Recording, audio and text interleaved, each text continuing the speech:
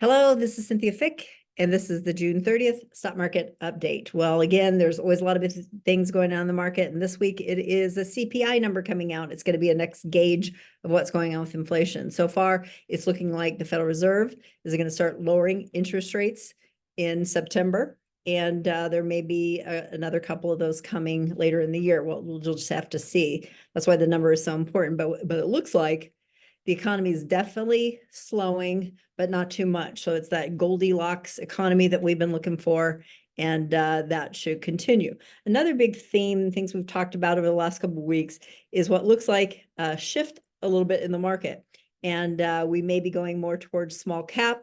I told you there might be some, partially political reasons for things like that happening. And we'll just have to see how it all plays out. So far, that has gained steam a little bit in the last part of last week. It's important to really let these things play out and really show us if it's going to be a big sector shift. But so far, to me, it looks like a healthy rotation, a broadening out of the market. That means more stocks are doing better. It's very bullish and kind of goes along with the theme that small companies and medium-sized companies might start doing a little better, and interest rates might start coming down towards the end of the year. So this is all things we're watching. I'm going to show you a couple of charts just to show you how the shift to kind of smaller companies accelerated last week. Let's start off looking at, I always tell you that I'm letting the market show us what it wants to do. Well, this is an example of the kind of things I'm looking at. This is a comparison of tech versus small caps. It goes all the way back to 2019. So it's just comparing their performance.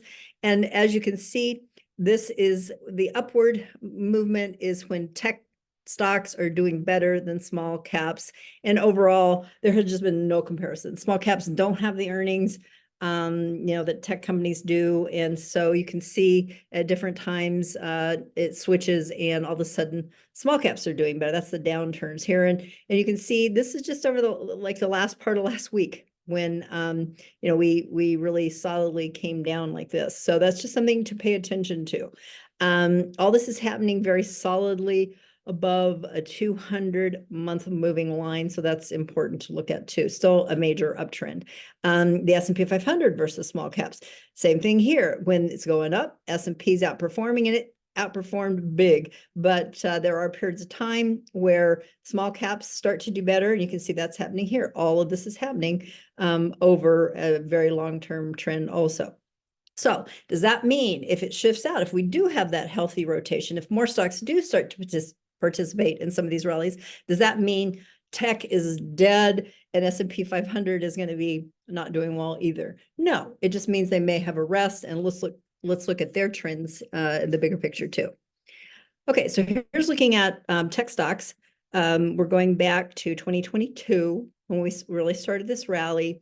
And you can see, yeah, it's a bumpy ride, up and down, 2 steps forward, half step back. That's just general healthy market.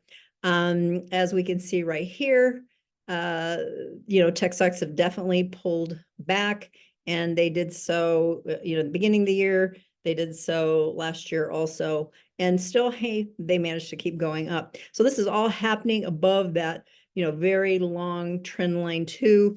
We're nowhere close to hitting all these moving averages, even in spite of the pullback in tech stocks.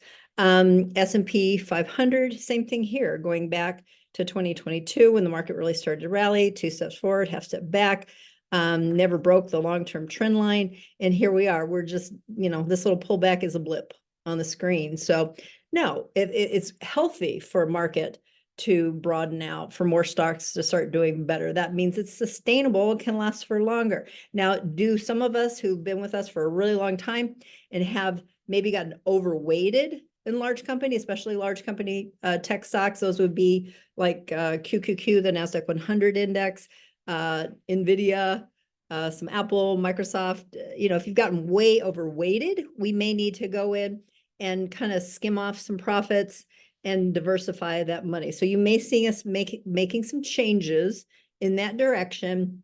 Again, these are very measured moves because tech and S&P at this point are not going anywhere. They're still doing well. We just may need to rotate a little bit into other sectors, especially for those of you who've been with us for a really long time and have gotten way overweighted in those things. You've done really well, but it might be time to like skim off some profits. So be expecting that. If you don't see any changes, then you're not overweighted and we think you're okay for now.